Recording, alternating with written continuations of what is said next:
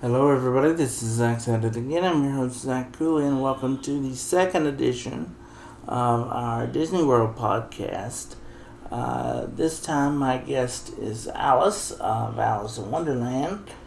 We don't know her last name in the fictional film, but in the live-action film, she was given the name Alice Kingsley. So we'll say my guest today is Alice Kingsley. Now, I have some video to share with you at the end of this dissertation, but I'd like to share with you some of the things that she shared with me before we get to the very brief video that we have. You see her interacting with a child before she reaches us, and then she begins talking to me. And she tells me that she believes that the Queen of Hearts should play croquet with another animal besides the flamingo, because she believes that the Queen of Hearts has the game rigged. But of course she does, because she's the Queen of Hearts and she doesn't play unless she wins. I suggested that she find someone else to play with that was not so crooked, but she loves to be in battle with the Queen of Hearts. She likes flamingos because they are close to red, which is her favorite color. I said that red was my favorite color, but I promised that I was not evil. As you'll see in the video, she asked me to remove my sunglasses to see if I can blink, and when she found out that I could blink, she knew that I did not work for the Red Queen. However, she said those who do not blink and wear red most likely work for the Red Queen, or the Queen of Hearts. And she unearthed some unprecedented suspicion that Winnie the Pooh has a dark side because he wears a red shirt and does not blink. She believes that Winnie the Pooh works for the Red Queen. Now, we had some interactions with Winnie the Pooh at Crystal Palace, and he seemed just nice as he could be, and it didn't appear to me that he worked for the Red Queen, but Alice remained suspicious. Secondly, I inquired about her cat, Dinah, and I said, "How is your cat, Dinah?" And she said Dinah was well, but that she loved tea parties and was probably detained at a tea party. So that prompted Bella to show her a picture of her cat, Sketch, who is white with a black spot on half and on her tail. Alice was very impressed with her cat and said that she and Dinah could get together for a tea party. That made Bella very happy. Alice also talked about the cake that made you taller. She said that her cake tasted like raspberry tart, and the Queen liked that because it was red. She also said that the White Rabbit's favorite flavor was carrot cake. She also mentioned her new suspicion of the White Rabbit. She was interested in him to begin with, but then she found out that he worked for the Red Queen, which made him dangerous in her eyes particularly. So she wanted the Queen to have a new animal to play croquet with, and I suggested maybe the caterpillar. So you'll notice an exchange about that. I think that this Alice was probably the most animated character of any that we met. We met her in the United Kingdom Pavilion of Epcot, which of course mirrors England, And while we were in that shop, we met two lovely young folks who were very happy to share with us the accessibility of Europe, places in London that was fully accessible, handicapped accessible. And London is far more progressed in handicapped accessibility, apparently, than America. And that was a shock to those two young folks, because she said, we're in the 21st century, why isn't everywhere accessible, especially in America? Which I agree, but the fact of the matter is that America is not that accessible despite the laws that are in place. She did tell me that London was most all accessible, and so was Ireland, but she warned me that if I went to Paris, not to waste my time. The Eiffel Tower was not accessible. None of the tourist spots in Paris particularly are accessible. If I wanted to go somewhere accessible in France, about the only place I could go would be Disneyland Paris. And of course, to go to any Disney themed park would be a thrill for me. But I'm just happy for a trip around the world at Epcot in Walt Disney World in Florida. And at Epcot you see, I believe, 11 different pavilions with 11 different countries. And that park is so spread out that you feel like you've been around the world once you hit all those pavilions. There were some other great spots that we saw, other great characters, including Aurora, who is the princess from Sleeping Beauty. Snow White was in Germany, Mulan was in China. She's going to be on an installment of the podcast later.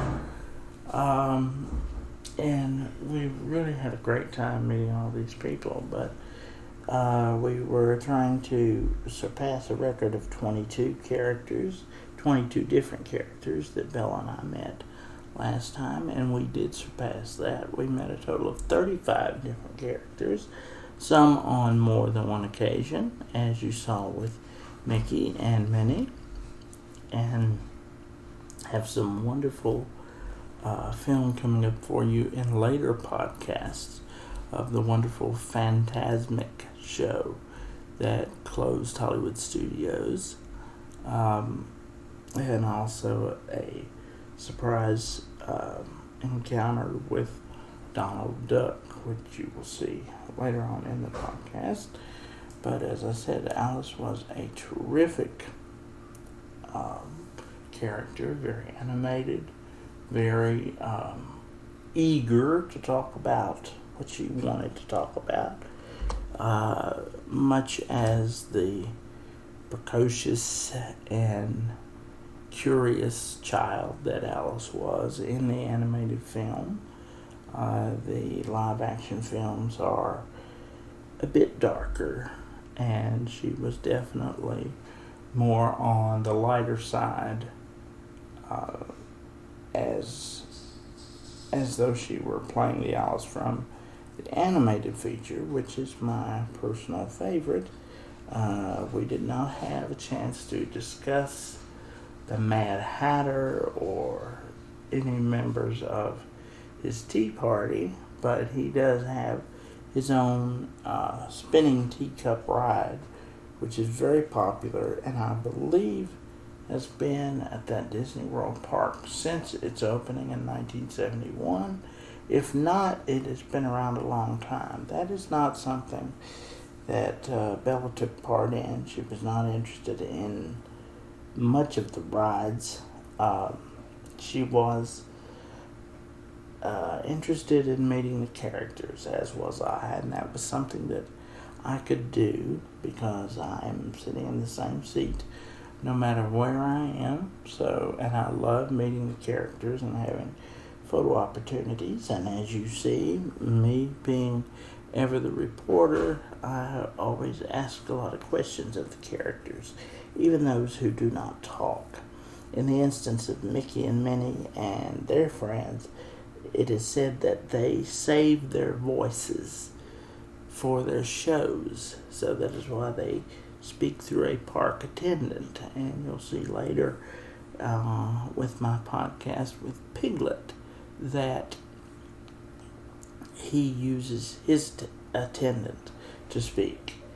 But these live action princesses, Alice is not actually a princess, but these live action characters bring about a lot of animation, a lot of interest. They engage a lot with the people who pass them by, especially children. Alice engaged particularly with me because I do a lot of talking and ask a lot of questions. It is important, as you will see in other YouTube videos, to believe in the magic. As other YouTubers say, don't be a jerk in the park. Don't ask them questions that are out of their realm. They will not answer.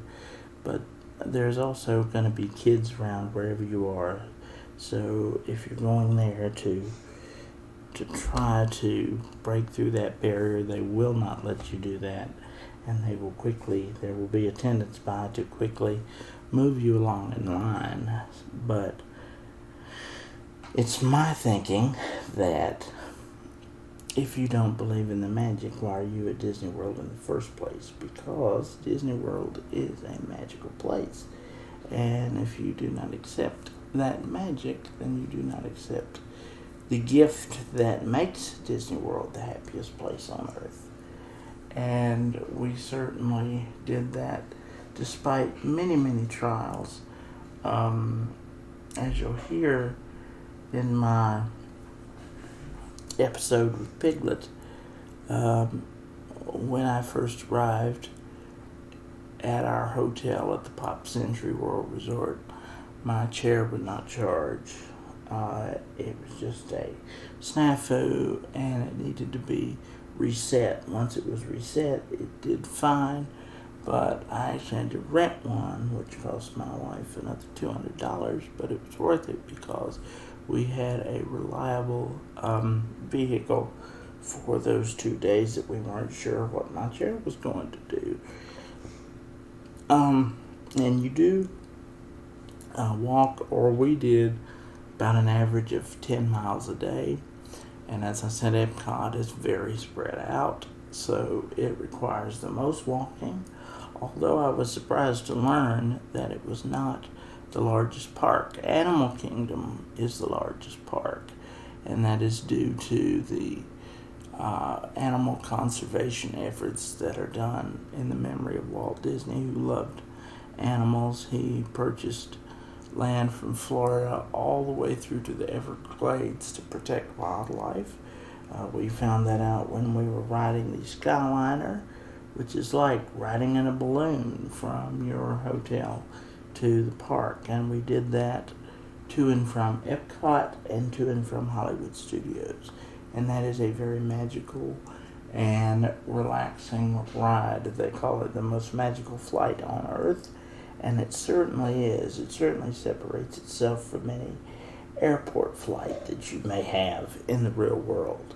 The minute you step out of that Disney park, you're back in the real world, and you want to go back into Disney World. But certainly, as soon as you get into the Disney park, it is worth all the trouble that you have gone through, because as soon as we entered the Magic Kingdom, that afternoon, there was a parade in the streets, as if Mickey and the gang knew that we needed some cheering up. So that parade greeted us as soon as we got through the gates of Magic Kingdom. And Epcot and Animal Kingdom and Hollywood Studios were just as grand a places to visit. And as I said in my podcast with Mickey last week, With County really missed out by not accepting Disney's offer to come here and be a part of that magic. We really missed out on that. But we have some wonderful videos and stories and interviews and wonderful photographs to bring you from now till the next couple of weeks. We're looking forward to you seeing us interact with people like Mulan, the warrior princess from China, and Piglet from the 100-Acre Wood. We had dinner with him at the Crystal Palace, and he was just terrific, as was his friends Eeyore, Tigger, and of course Winnie the Pooh. That is an extra cost. It ends up being about $70 a person and is not included on any meal plan, as we found out, because my mother was charged for the entire thing. But Crystal Palace is definitely worth the effort. It definitely turned a otherwise very rough day into a magical one, and the characters could not have been sweeter. It seems that when these people, whether they're human or whether they're in a costume or whether they're animatronic, they just embody the character. So, as trite as it sounds, it is the real Mickey when you're talking to him. And Mickey, of course, is the embodiment of Walt Disney himself. Minnie Mouse is Mrs. Lillian Disney, Walt Disney's wife of more than 40 years. And I'm sure that anyone who embodies those characters, they become characters, because you believe, child or adult, that you're actually speaking to that character that you see in a cartoon, or even that you're a part of the cartoon itself, as in Mickey's Runaway Railway, or when we're doing Winnie the Pooh honeypot rides, or going through the Little Mermaid adventure, which takes you through the films. The rides take you through the films in the course of 7 to 10 minutes, as though you are a part of that film. And it's an amazing thing to be a part of. So keep an eye out for Mulan and Piglet and some of our other friends.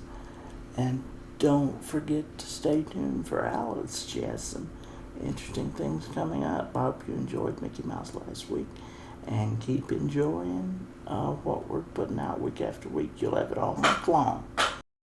I'm saying aloud.